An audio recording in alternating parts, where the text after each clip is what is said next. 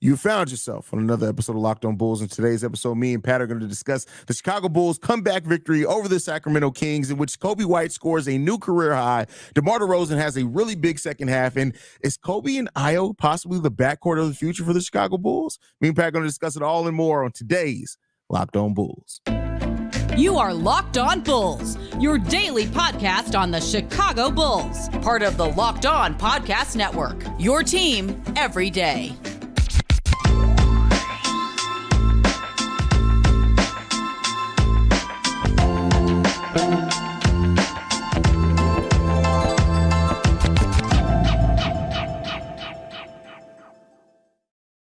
Thank you for tuning in to Locked On Bulls, member of the Locked On Podcast Network, where it's your team every single day. That's Pat the Designer, host and creator of the Windy City Breeze, and host of the Chicago Bears podcast over at ESPN 1000. I'm Haize, host and creator of Chicago Bulls and Chicago Bears Central YouTube pages and podcasts. And today's episode is brought to you by FanDuel. Make every moment more. Right now, new customers get $150 in bonus bets with any winning $5 bet. That's $150 if your team wins. Visit FanDuel.com/LockedOn to get started. Pat, Coby White scored. His last career high was also scored against the Sacramento Kings. This is a game in which the Bulls are down by 27 points at one point, scored 36 points in the fourth quarter. They end up winning this game 113-109, but this was a game where Coby White, despite this recent slump, he was back today. 37 points, 14 of 19 from the field, 5 of 9 from three, 7 assists, 5 rebounds, 1 steal. Coby is him again, at least tonight. How'd you feel about the game that Coby White had tonight? I mean, listen, here's what excites me about the Coby White game is the fact that, yes, the shooting has returned, but we have not been worried about Coby as far as the other aspects of basketball throughout this time. And so seeing the shooting return just means that he's finally back to being the player that we've looked at. This is really the first big game he's had since the All-Star break. And so you're talking about, what, 4 games realistically since All-Star break, right? And the Bulls have been a very, you look at it now, a mid team, right? 2 wins, 2 losses. But now you start to look at this team and say, okay, is this a player that, and kind of like we did before, is this a player that if he's doing the intangible things, if he's doing the defensive things, if he's giving you the leadership, if he's giving you the facilitating, can you live with the shooting slumps, I guess is the right word, for lack of a better word to use in what we saw? And yeah, you saw him have 3 games where he wasn't able to knock down the shot really at all. Horrible 3-point shooting percentage, wasn't able to get it going. Second half of that last game, started to get it going a little bit more. And now you're seeing that continue. That's just how shooters go. And so seeing Coby White go out there and get his career high tonight, and how he did it, how he went about it. And I think, again, when you talk about what we've missed with Coby versus what we've gotten back today, that confidence that we missed, that maybe he didn't show in moments of some of those games, you saw in the entire game today. Like, he just knew nobody in front of me can stand in front of me today. And when he did the nasty snatch back to Harrison Barnes, the bucket, yeah, bruh. Oh my God. I was like, that was the moment where he was like, oh, it's my night. Here we go. Yeah, that's definitely, and he started doing that in the Milwaukee game, right? Even though that was a loss, that was a game where it seemed like, okay, Coby may be starting to be back, and then he didn't score in the first quarter of this game, but then that second quarter, almost as soon as it started, it's like, oh no, Coby's here, and so you see that confidence build over the course of it. And the thing that I love about Coby when he gets in rhythm is that it's not just the shooting, right? Like, he's not just a shooter; he is a scorer now. Like, you saw him at times where when he gets somebody switch on him, he's like, "Oh no, I'm finna go to the rim on you." Now that doesn't always mean he's going to try to finish at the rim. He also the no look passes to Ayo, and then another one to Julian Phillips that wasn't converted. But listen, when Coby's playing like this, you can see why. Like, it helps Billy. Like, Billy Donovan's system looks so much better when a point guard is playing at a high level, and Coby just makes everything go. And we'll talk about DeMar, who also had a really good second half for the Chicago Bulls, but it was really Coby White. And we'll talk about Ayo too, but Ayo in that first quarter, and then Coby White took over after that point, and it was beautiful to see, man. Yeah, and I think here's the thing, right? It's about all the things that Coby White brings, right? Coby White set the energy. This team got down 22. Yeah. Like, you got down massively, and Coby White did not give up. He understands that, listen, 22 in the modern NBA doesn't mean anything. Right? We go on a 12-point run. Guess what? Now it's a 10-point game. Now we got to knock down a couple of threes. Now it's a 1-point game. That's basically exactly how it happened too. In this game, and that's what I'm saying. Like that's Yeah. literally how it ends up working out for you. And so when you see games like this, when you see guys that just refuse to give up, and that's why I love what we've seen from Coby White, even when he was asked about it, right? Because this is, I don't know if you knew this is the third game this season Chicago Bulls have come back from a 21-point or more deficit. Coby White was asked about it after. He said, I just think it's the character of the guys in the room. For me, I've been here 5 years. Some of these guys I've been playing with, but just getting to know their backgrounds, where they come from, their journeys, their stories, how they're able to fight through adversity just in life. The basketball court is easy, but the stuff a lot of these guys went through in their lifetime and how they fought through it and how every challenge came their way seemed to get over it and run through a wall. The character of this room creates a resilience of the basketball team.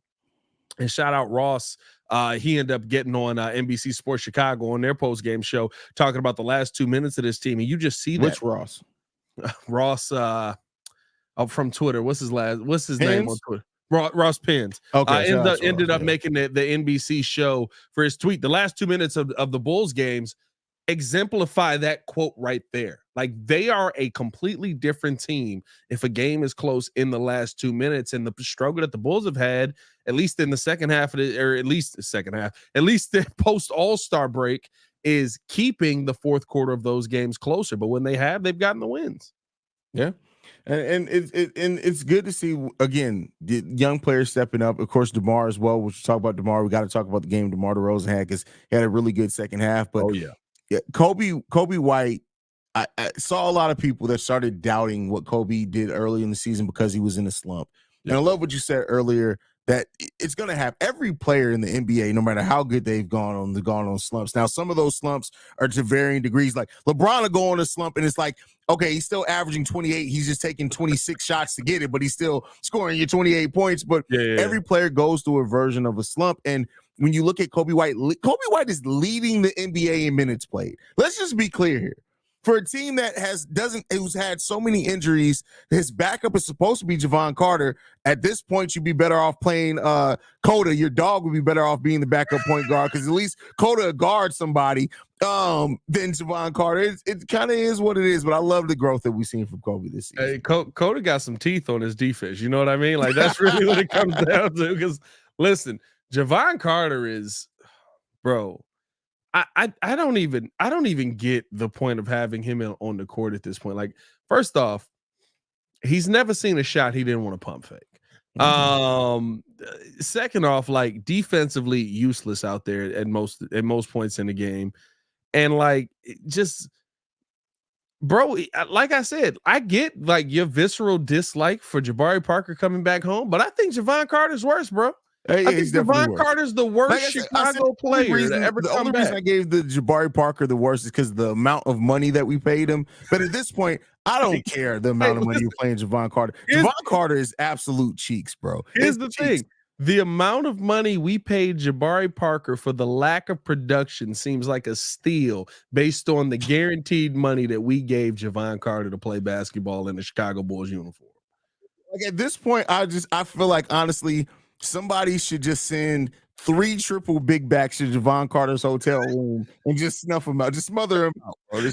Just slowly smother him out. I ain't gonna lie to you, bro. Like if we being real, if he didn't have a guaranteed NBA contract, he probably will be in the G League right now. Oh, I don't know. He got it. If his contract was not fully guaranteed, he would have been cut. He would have been cut, bro. It's bad, and he still got another fully guaranteed year, and then he has a player option in the third year. We are going to be stuck with Javon Carter for 3 years, bro, unless we include him in a bigger deal.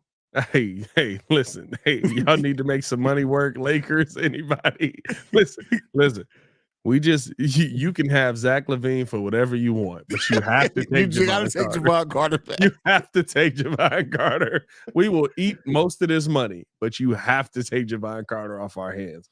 Nah, man, like when you see him out there over, right, like you had mentioned a Dalen Terry, or right, like just seeing him out there over other players that you feel like at this point, heck, we signed Quentin Jackson to the G League team. Like, let's get him out there. Let's see what he's got. Yeah, I mean, like I'm not gonna lie. Like, I wanted Javon to be good, but bro, he's just so woefully bad, and it pisses me off every time. Like that no look pass to Ayo, instead of enjoying the Ayo to Sumo pass, I literally went Javon Carter with a pump fake.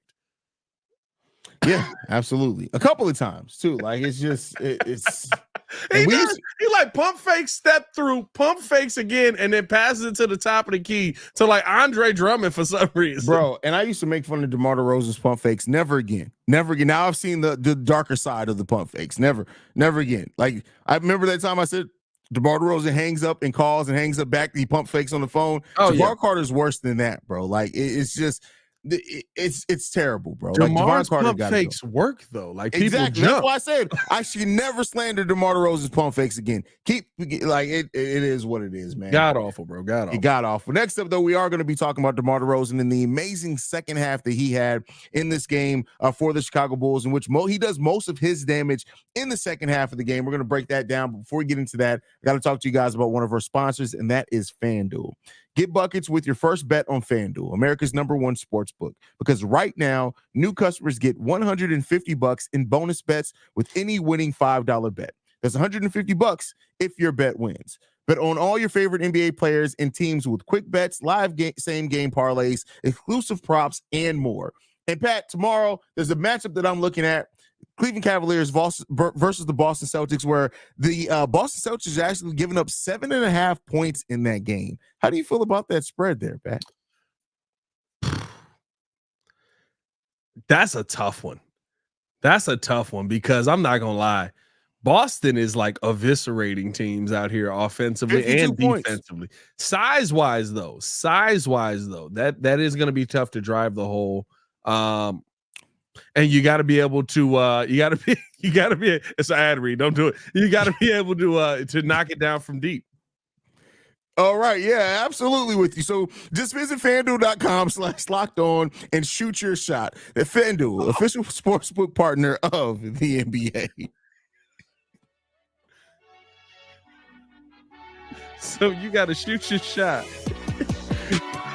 By going don't hard to the hole. Do it. Okay, don't you do it. Don't worry about it. Hey, it's West Coast basketball. We've been up for hours making content, dog. Y'all don't know what y'all gonna get on these post-game shows. Man, listen, the Bears had us busy. Had to do 2 emergency episodes on Bears Central on top of the daily episode. Oh my God. Like this all with the Bulls. But let's talk about DeMar DeRozan. So in the first half of this game, Pat, DeMar DeRozan had only taken 1 shot. Now he did make that shot. He got to the free throw line 4 times. He made 3 of those. He had 5 points. But in the second half of this game, DeMar DeRozan, 28 points, going 9 of 11 from the field, 2 of 3 from three-point range. And he also chips in 2 assists, 2 steals in this game as well. Well, in that second half as well. How do you feel about the second half that DeMar DeRozan played for the Chicago Bulls? This is the DeMar DeRozan I want. This is the DeMar DeRozan I'm willing to pay. This is the DeMar DeRozan that I think can play 3 to 4 more years in the NBA. This is literally the guy, maybe 3 to 5, depending on, I don't know, his workout regimen is pretty intense, so maybe he can keep the body up and stuff like that. But the guy who, hey, what do I need you to do right now? We're down big. We're down 22 points. We have nothing working for us right now. Coby White is trying his best, but nothing's going our way. Who can I put the ball in his hands? DeMar DeRozan. You don't want to know why? Because pump fake, but it ends in a bucket. I can draw people into tough fouls. I can slow the game down. I can slow the clock down. I can get to the hole and make tough finishes. I have enough cachet in the NBA that the referees respect me, so they're going to give me the foul calls on top of being able to knock down the ones that I'm going to complain about being a foul, but actually being able to score those when they're not called a foul. Like, guys like that, guys that can be the microwave. You keep looking for these young dudes to be Vinnie Johnson, right? Like, he's a microwave type of player. No, you want your veterans to be that kind of guy that maybe, listen, I just need you for 1 quarter to give me this. DeMar DeRozan in the second half of that game gave you 28 points. And let's not get it mistaken. It is absolutely the combination of like that end of third, fourth quarter run that he went on that keeps you in this game and puts you in a position for Coby White to get some tough buckets at the end that puts you over the top. This DeMar DeRozan is the exact DeMar DeRozan we've been looking to see for the entire season. And he's kind of morphed into that slowly, and he's going in and out of being that guy. But like seeing him tonight realize, okay, if we're going to do anything this season, if we're going to be any kind of competitive, the young bucks got to do it. Yeah. That was the best version of DeMar DeRozan we've seen, and I hope that DeMar DeRozan continues to stay here. Well, it's a mix between what we saw DeMar do in San Antonio, right, where he kind of took a backseat, he did more facilitating, things like that, and what he was when he first came here, in which we needed him to be that fourth quarter killer. Now, if DeMar is going to be able to do that and the price is right, I wouldn't mind DeMar DeRozan coming back. I know that's what a lot of people, but DeMar DeRozan is having right now the fourth lowest usage rate of his NBA career, because he is taking a bit of a step back. This is the lowest usage rate that he's had as a Chicago Bull. It's actually gone down every single year that he's been here. Now, his true shooting percentage is also down. It's the second worst of his NBA career as well. But again, it's much better than what it was starting off. And DeMar is starting to find it. He's also taking 3 3-pointers a game, which is the second highest in his career. He's hitting that at a decent enough clip. DeMar is adjusting his game. And I think we haven't been able to stay fully healthy, but for the people that thought that DeMar was going to kind of limit or smother the development of these young guys, I think that as long as the Bulls are winning and they're playing the right way, DeMar is more than willing to allow them time to shine, and him to be that big brother when he needs to step up. That's gonna be able to get you your bucket. So yeah, and I think that's the most important part, right? Like, listen, you didn't see him go out there and put up 11 assists. He's not being the San Antonio DeMar that we once saw, but like, it's just, hey, listen, we understand that you minutes wise, what you put in this season is ridiculous. And not to say he played a lack of minutes tonight, but it's ridiculous to see kind of like, I need 37 minutes of you being this guy the entire game. No, the DeMar I want to see is like, give me the 16 minutes of like, all right, I'm moving, I'm on the court, we rolling, we're playing the game. Bow, here we go. I bet. What do you need? All right, now y'all need me to step up. Here I go. That's the guy I want to see, to where you're in the game, but you kind of get some rest within the game. And I think on that first run where Coby White started really cooking in the second quarter, you kind of got to see where DeMar was out there. I think he was out there 7.5, 8 minutes, something like that. Yeah. And realistically speaking, he didn't end up having much of an impact on that quarter. He kind of was just out there. Yes, he's still playing. Yes, but the load isn't on him to carry. And so that to me is a big difference in what we've seen from the Chicago Bulls in years past at points in this season. And listen, there's still going to come games where DeMar says, I'm probably going for 45 tonight. I might try to get 50 tonight. Now, the question with this is, though, that we have to ask here, even in us appreciating what DeMar is, there is a legitimate basketball question that we have to ask. The Bulls are clearly, at least lately, have looked better when they're playing at a bit of a faster pace. Do you worry at all with that if this team does get younger, if this team does truly want to unlock the Julian Phillips, the Dalen Terrys, and play with a quicker pace, can DeMar fit in that well enough to where you're still getting enough of the good DeMar and not putting him in a situation that's just not going to be there fitting for his game? DeMar can fit, Vooch can't. That's the part that sucks. DeMar can fit because, like, when you think about the first half of this game, DeMar was out there when guys were running. DeMar was out there when guys were attacking. He wasn't doing much.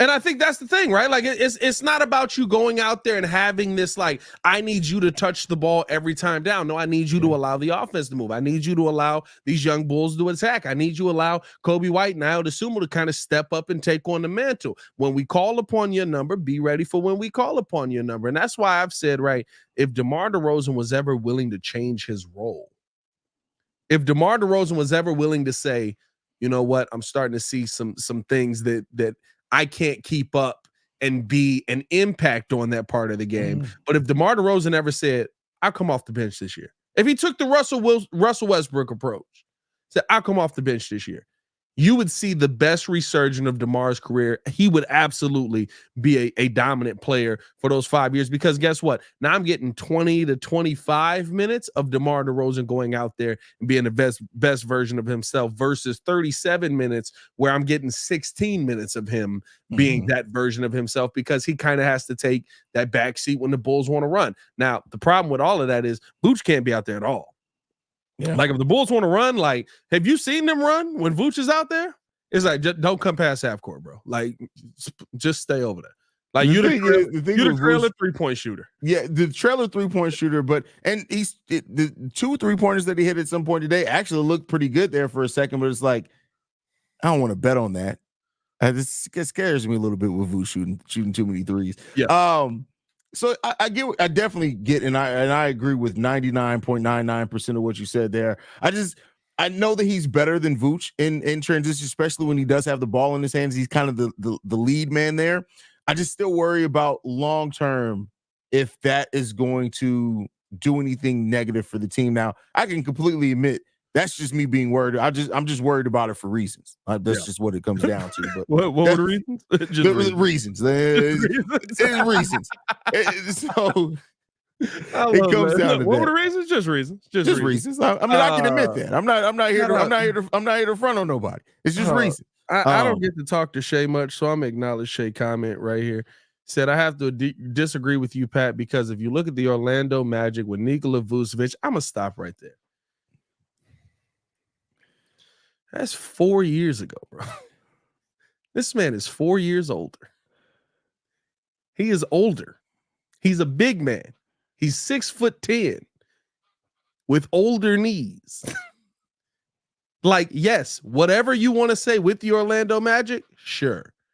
He's older. He's gotten older. Like, come on, like, let's have some better basketball analysis than that, Shay. I expect better from you, man. Do better.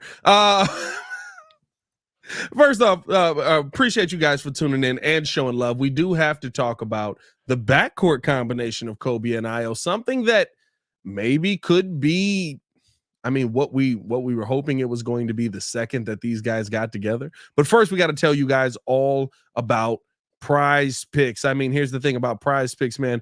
As a creator who's able to understand what Prize Picks brings to our audience, if you guys are big on games like this where you're sitting there on the edge of your seat and you want to make that a little bit more entertaining, you need to get in on America's #1 fantasy sports app with over 3 million members. They're the easiest app, most exciting way to play daily fantasy sports. It's just you against the numbers. You pick more than or less than on 2 to 6 players, stat projections, and watch the winnings roll in. And here's the interesting part.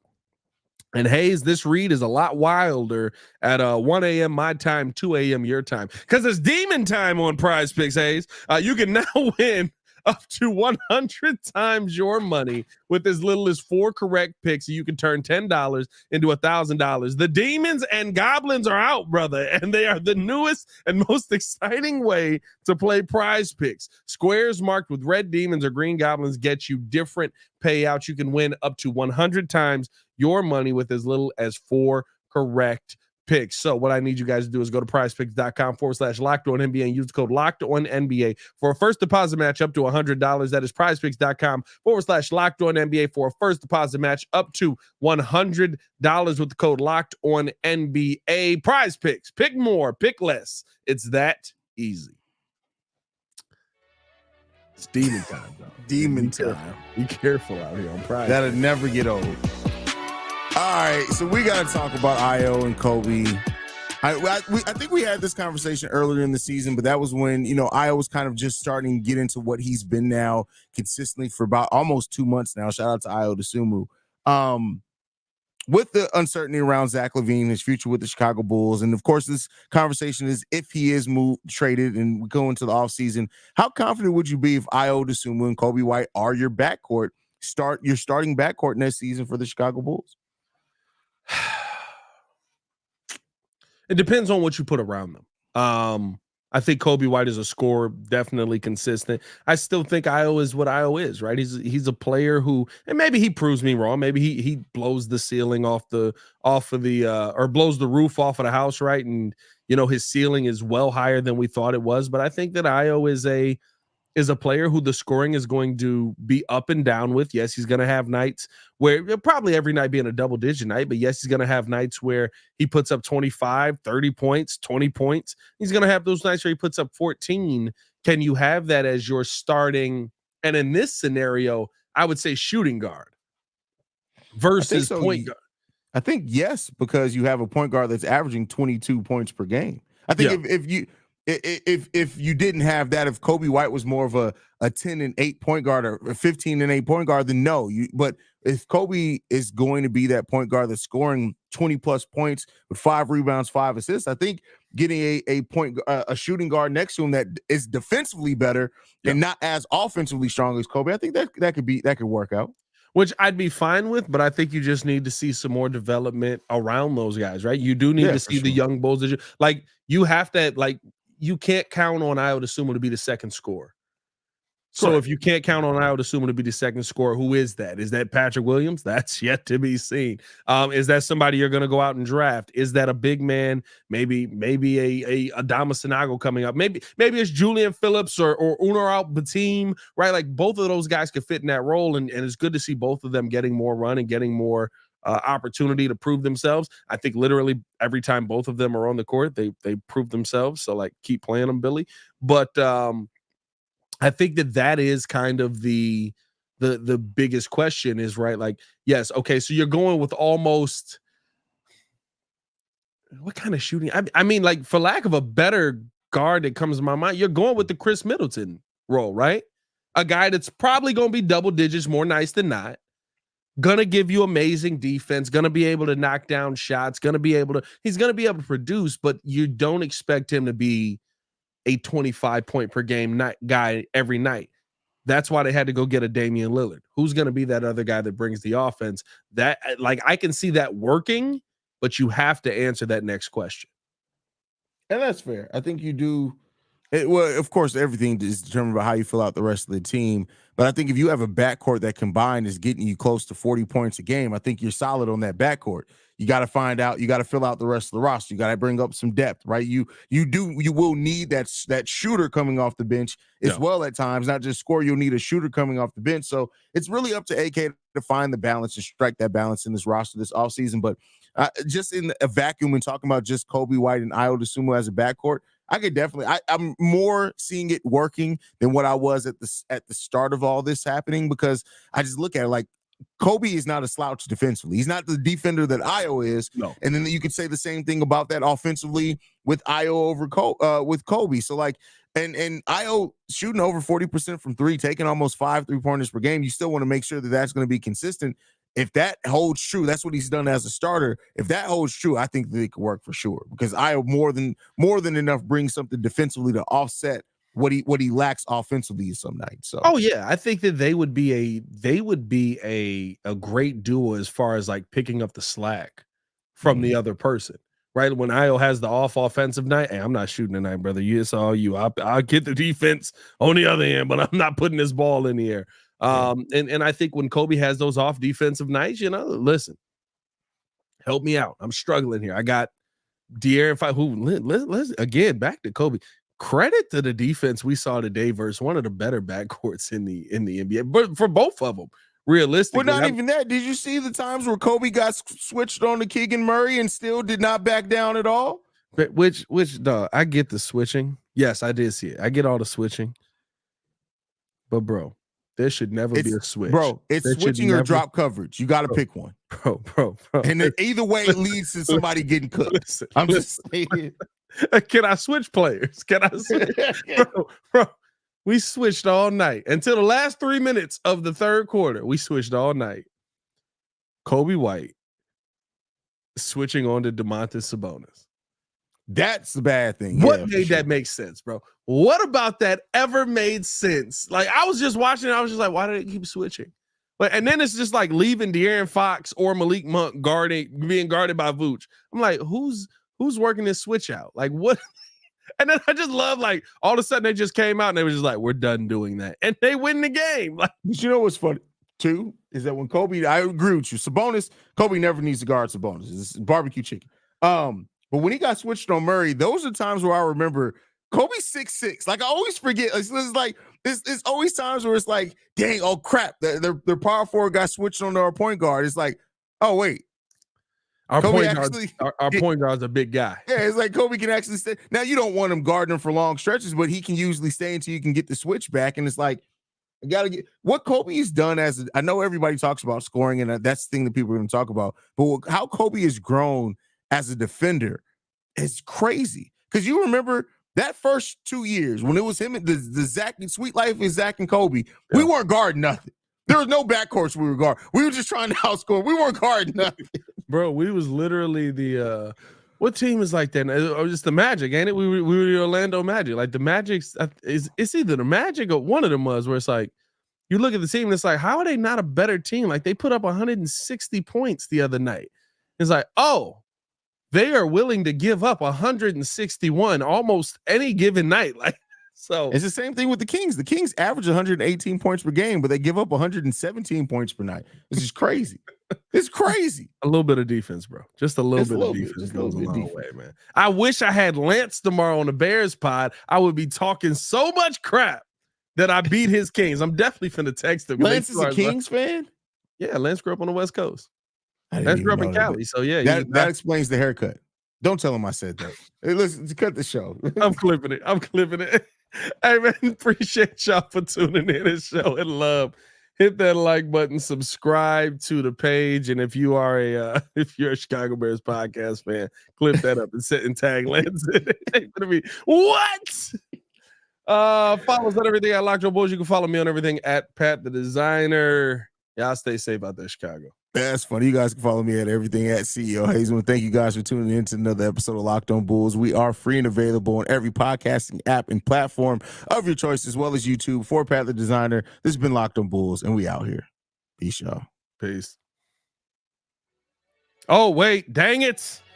Don't end it. We almost forgot because it's 1 a.m.